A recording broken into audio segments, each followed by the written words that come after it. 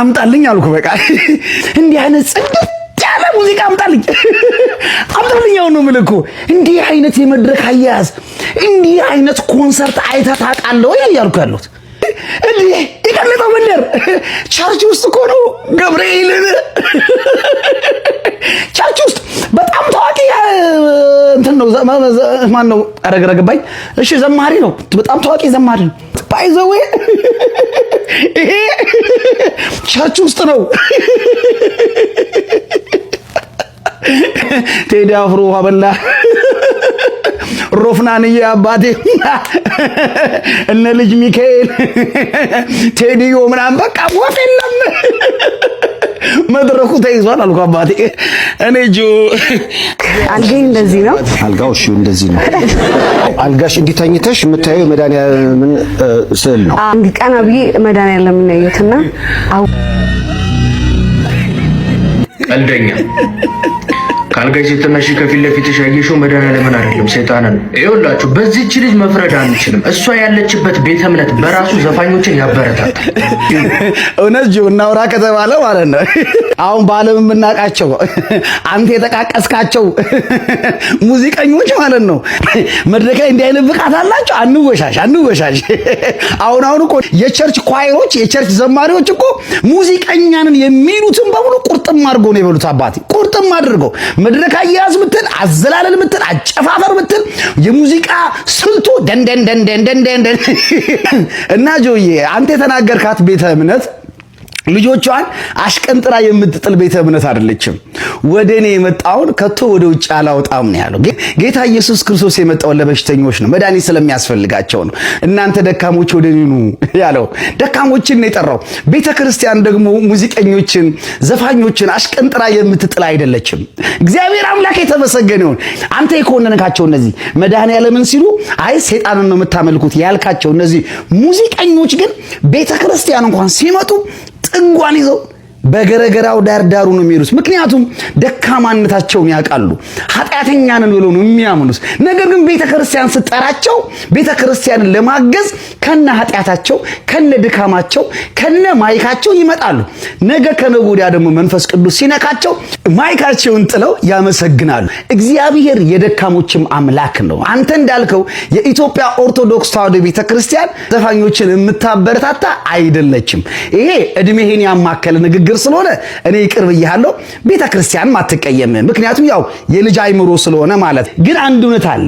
ባለማተው ኦርቶዶክሳዊ ሆነው በሙዚቃ ህይወት ውስጥ ያሉ ዘፋኞች አንተ የተጸየፍካቸው ነውራቸውን የገለጥክባቸው ግን በዘፈን መድረክ ላይ እንኳን ሙዚቃ ኮንሰርት እንኳን አዘጋጅተው በዚህ ደረጃ እንዲህ ሲንቀሳቀሱ አይተናቸው አናውቅም። አንተ ቸርች ውስጥ ግን ኢየሱስ ክርስቶስ ይመለክበታል የተባለበት መድረክ ላይ ግን ዳንዳን ቸርች ውስጥ የእናንተ ዘማሪዎች እኮ መዝሙር የሚል መንፈስ ውስጥ ተደብቀው ድብን ያሉ ሙዚቀኞች ናቸው። ቸርቾቻችሁ ራሱ እኮ ናይት ከነበረው በቃ አባቴ ዳንዳን ነው ሲደለቅ እስክስታ ሲመጣ ጎጃምኛ፣ ጎንደርኛ፣ ጉራግኛ፣ ስልጥኛ ሁሉ አይቀርም። አንተ ቸርች ውስጥ ሲደለቅ አይደል እንደሚውለው። ግን አንተ የኮነንካቸው ዘፋኞች ሙዚቀኞች ግን ቢያንስ እንኳን ዓለማዊ መድረክ ላይ እንኳን በዚህ ደረጃ ሲወረገረጉና ሲዘሉ አይተን አናውቅም። መጀመሪያ የራስን ነውር ተመልከት። ቸርቻችሁ ከናይት ክለብ ጋር የተቀላቀለባችሁ እናንተ ናችሁ። እኛ ግን ደካሞችን የምንገፋበት ዘፋኞችን የምናባረርበት ምንም አይነት ሞራል የለንም። እነዚህም ልጆች ክርስቶስ ኢየሱስ ዋጋ ከፍሎላቸዋል። አንድ ቀን ማይኩን ጥለው እስኪመጡ ድረስ ቤተክርስቲያን ልጆቼ ትላቸዋለች። አንድ ቀን እንደሚመለሱ ተስፋ እናደርጋለን። ግን ደንዳን ቦ ደንዳን ቀንቀን ሰላም እንዴት አላችሁ? እንዴት ቆይታችኋል? እንደምን አላችሁ? እግዚአብሔር ይመስገን ደህና ነኝ። እናንተ እንዴት አላችሁ? እንግዲህ ዛሬ የመጣሁትኝ በአንድ ምክንያት ነው።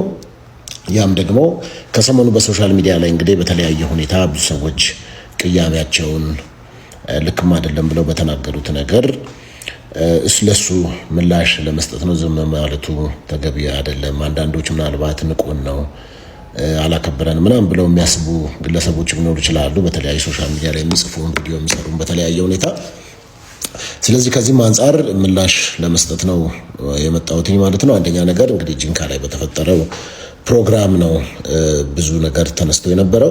በዛ ወቅትም ካለባበስ ጀምሮ እንዲሁም ፕሮግራሙ የተለያዩ ጉዳዮች ላይ የተነሱ ኮሜንቶች አሉ። አንዳንዶች የተቆጡ አሉ፣ የተናደዱ አሉ በብዙ አይነት ሁኔታ። ከዛ ደግሞ የለበስኩትን ማለባበስ የጸጥታ አካላት አይነት ልብስ ወይም ደግሞ የተቋም ልብስ ነው ብለው ፍርጅ ያደረጉ ሰዎች አሉ።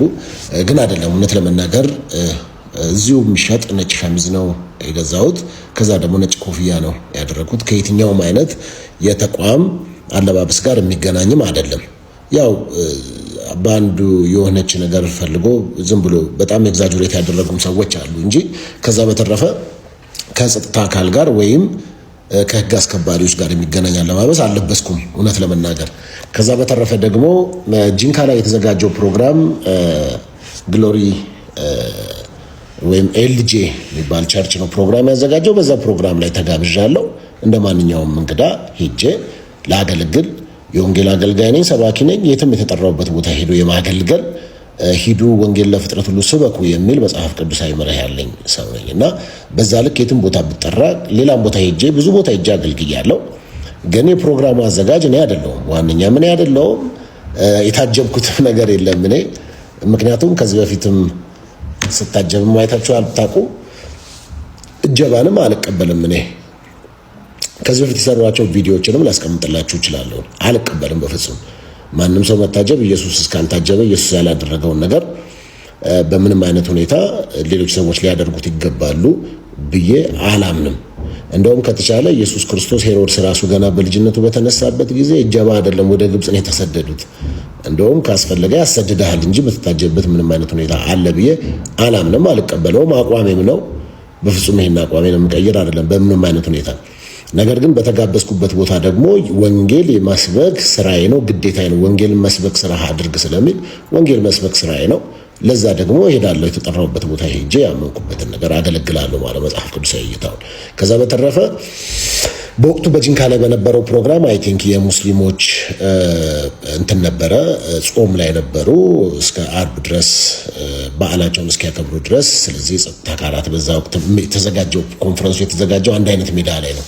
በዚህ በቀኝ በኩል የሙስሊሞች ፕሮግራም ነበር፣ በግራ በኩል ደግሞ ኮንፈረንሱ ነበረ የተጋበዝኩበት ማለት ነው። ስለዚህ ከዛ አንጻር የጸጥታ አካላት በወቅቱ እዛ ቦታ ላይ በተው ማገዛቸው መርዳታቸው በጣም ተገቢና ሊያስመሰግናቸው የሚገባ በጣም መልካም ስራ እንደሰሩ አምናለሁ የጸጥታ አካላት በዛ ቦታ መገኘታቸው።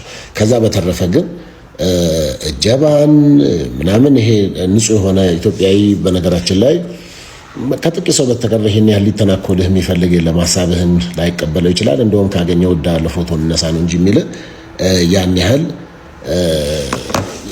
ጎዳ ነገርም የለም። እና ደግሞ አሁን ደግሞ ራሱ ጊዜውም አይደለም እውነት ለመናገር እና ሰላም ነው። አሁን ሀገራችን በጥሩ የሰላም ሁኔታና የሰላም እንቅስቃሴ ውስጥ ነው ያለው።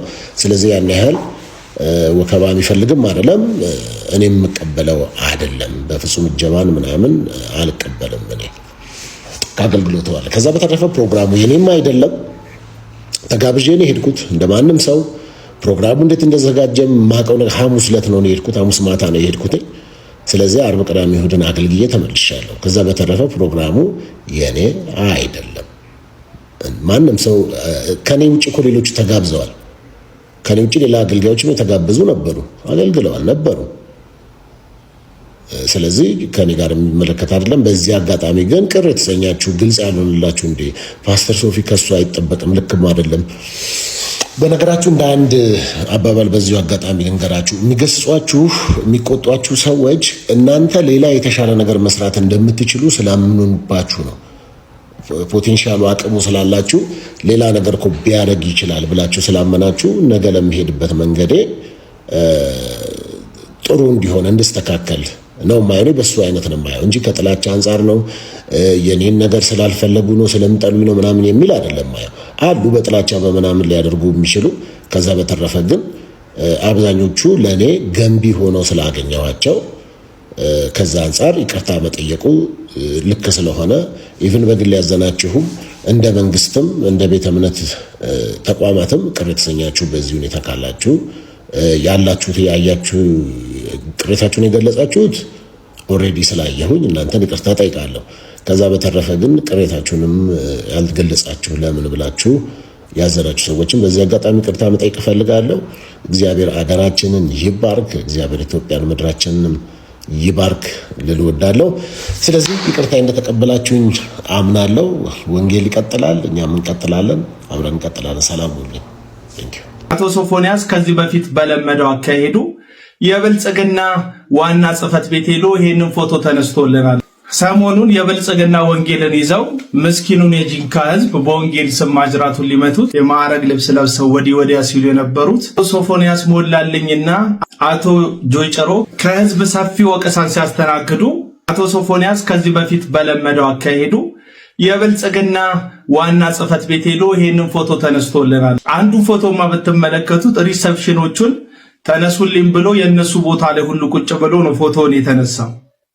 መንግስትን በመጠጋት የመንግስት አካል በመምሰል ከባለስልጣን ጋር ፎቶ በመነሳት እዚች ሀገር ላይ የሚደርስን በደል ያለምንም ተጠያቂነት ማለፍ እየቀረ ያለ ይመስለኛል።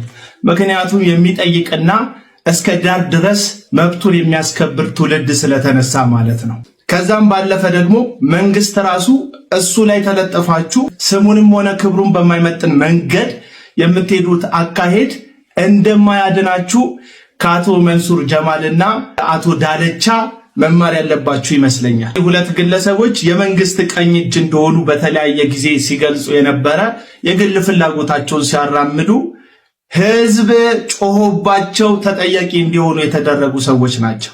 አሁንም ቢሆን የብልጽግና ዋና ጽሕፈት ቤት አይደለም ክቡር ጠቅላይ ሚኒስትሩ አጠገብ እንኳን ፎቶ ብትነሳ እነሱ ከተነሱበት ዓላማና አካሄድ ውጪ ከህግ ያፈነገጠ አካሄድ በሄድክበት በየትኛውም መንገድ ልታመልጥ ልትተርፍ አትችልም።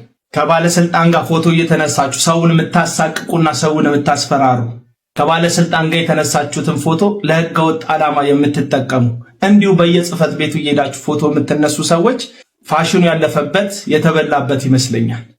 ሰላም ጤና ይስጥልን ክቡራትና ክቡራን የስፖርት ቤተሰቦች እንደምን አላችሁ? በኦርቶዶክስ እምነት መከተልን ምክንያት በማድረግ እንዲሁም በሃይማኖት ያለኝን አቋም ባለፈው በወጣው የካውንስል ምክር ቤት ደብዳቤ ምክንያት ማንጸባረቅን ተከትሎ የትርታ ኤፍኤም ጊዜያዊ ስራ አስኪያጅ ወደ ስራዬ ገበታ እንዳልገባ በጥበቃ እንዳባረረችኝ መናገር ወዳለው። እንደሰማችሁት ይህ ኦርቶዶክሳዊ ወንድማችን የማንቸስተር ደጋፊና ኦርቶዶክሳዊ የሆነ ሴት ነው ማግባት የሚፈልገው ስላለ ብቻ ከስራ ገበታው ላይ ተባሯል። አንድ ነገር መኑኝ፣ የማንቸስተር ደጋፊ ከሆነች ማለት ከስራ ያባርም። ከስራ ሊያባር የሚችለው ኦርቶዶክስ የምትለው ቃል ብቻ ናት። በእርግጥ ኦርቶዶክሳውያን በማተባቸው ተለይተው በሃይማኖታቸው ተመርጠው በሚገደሉባት አገር ላይ ኦርቶዶክሳዊ ወጣት ነው የማገባው ስላለ ከስራ መባረሩ ሚዛን ላይ ደፋ ይችላል። ነገር ግን እንታገላቸዋለን። ጋይስ ይሄን ቪዲዮ በደንብ ሼር፣ ኮፒ ሊንክ አድርጉልኝ። አንደኛ የኢትዮጵያ መገናኛ ምክር ቤት የምትባሉ የአይምሮ ስንፈት ያለባችሁ የአጋንንት ጥርቅም በምን ደረጃ በምን ሚዛን ነው ይሄ ስተት ነው ብላችሁ አምናችሁ ልጁን አጋልጣችሁ የሰጣችሁት? እንዴ አሉላ ኦርቶዶክሳዊ ነው፣ ሊያገባ የሚገባው ኦርቶዶክሳዊ ነው። ምኞቱን ፍላጎቱን የተናገረውም ደግሞ ተጠይቆ ነው። ሌላው ሁለተኛ ትርታ ሬዲዮ፣ በትርታ ሬዲዮ ላይ የተጠራቀመ ጠቅላላ ኦርቶዶክሳዊ ጠል መሆኑን ባሉላ አውቀነዋል። ትርታ ሬዲዮን ኦርቶዶክሳውያን ምን ማድረግ እንዳለባችሁ ለእናንተ አልናገርም። ነገር ግን በትርታ ሬዲዮ ላይ ኦርቶዶክሳዊ ሆናችሁ ማተብ አስራችሁ ምርትና አገልግሎታችሁን በትርታ ሬዲዮ ላይ ስፖንሰር የምታደርጉ እናንተ እግዚአብሔር አምላክ አይለመናችሁ። ይሄንን ካላስተካከለ ትርታ ሬዲዮ አሉላን ወንድማችን ኦርቶዶክሳዊን ይቅርታ ጠይቆ ወደ ስራው ገበታው ካልመለሰ በትርታ ሬዲዮ ላይ ምርትና አገልግሎታችሁን የምታስተዋውቁ ስፖንሰር የምታደርጉ ገንዘባችሁን የምታፈሱ ኦርቶዶክሳውያን ባለማተቦች ገንዘባችሁን ሰብስቡ፣ ከትርታ ሬዲዮ ጋር ያላችሁን የውል ስምምነት ቀደዱ። ምክንያቱም ትርታ ሬዲዮ ኦብቪየስሊ ኦርቶዶክሳዊ ጠል ተቋም መሆኑን አውቀናል ማለት ነው። ሶስተኛ ወንድማችንን አሉላን በጥላቻ ከትርታ ሬዲዮ እንዲባረር ያደረገችው የትርታ ሬዲዮ ጊዜያዊ ስራ አስኪያጅ ወይዘሮ ሳራ ሞገስ ትባላለች። ጋይስ የዚችን ሴትዮ ፎቶ በውስጥ መስመር እንድትልኩልኝ እለምናችኋለሁ፣ እማጸናችኋለሁ። አንቺ ጊዜያዊ ስራ አስኪያጅ ነሽ። ቋሚ ለመሆን ግን አንድ ኦርቶዶክሳውያን ላይ በቀን አይናችን እያየ ከስራ ገበታው ላይ አባረሽው። ቋሚ ስራ አስኪያጅማ አትሆኝም። ይሄን ድርጊትሽን አቁመሽ ወንድማችን አሉላን በአስቸኳይ በዚህ 1 እና 2 ቀን ውስጥ ወደ ስራ ገበታው የማትመለሽ ከሆነ በፎቶና በቪዲዮ እንመጣልሻለን። አራተኛ የትርታ ሬዲዮ ባለቤት ወይም ደግሞ ከፍተኛ ድርሻ ያለውት ወይዘሮ ሳምራዊት የራይድ ታክሲ ባለቤት እስከዛሬ ድረስ በጥሩ ጎን በበጎ ስራ በመልካም ትሩፋቶት ነው የምናውቀው። ቤተሰቦትን ደግሞ ጠንቅቀን እናውቃለን። ኦርቶዶክሳዊ የሆኑ የካህናት የአገልጋይ ቤት እንደሆነ ታዲያ ወይዘሮ ሳምራዊት አሉላ ወንድማችን ኦርቶዶክሳዊ ሴት ነው ማግባት የምፈልገው ስላለ ብቻ እርሶ በከፍተኛ ባለድርሻነት የሚመሩት እንደውም ባለቤት ማለት ይቻላል። ታዲያ አንድ ኦርቶዶክሳዊ ወጣት ኦርቶዶክሳዊ ሴት ነው ማገባው ሲል ከእርሶ ድርጅትና ተቋም ሲባረር ምንድነው መልሶት? ወይዘሮ ሳምራዊት ምንድነው መልሶት? ከእርሶም ይሄን ነገር እንጠብቃለን። ወይዘሮ ሳምራዊት ይስሙኝ፣ እርሶም ቢሆኑ በዚህ ጉዳይ ላይ ጣልቃ ገብተው ወንድማችን አሉላ በኦርቶዶክሳዊነቱ ያጣውን የሥራ ቦታ እንዲመለስ በፍቅርና በትህትና እንጠይቃለን። ምክንያቱም ኦርቶዶክሳዊ ሴት ማግባት ወንጀልም ኃጢአትም ስላይደለ ከርሶ ብዙ ነገር እንጠብቃለን። ኦርቶዶክሳውያን ሁላችሁም በዚህ ጉዳይ ላይ ድምጽ እንድትሆኑ እጠይቃችኋለሁ። ወንድማችን አሉላ አይዞ ከጎንነን ያለነው በርታ፣ በሃይማኖትም እንደማትደራደር ቆራጥ ኦርቶዶክሳዊ እንደሆንክ እናውቃለን።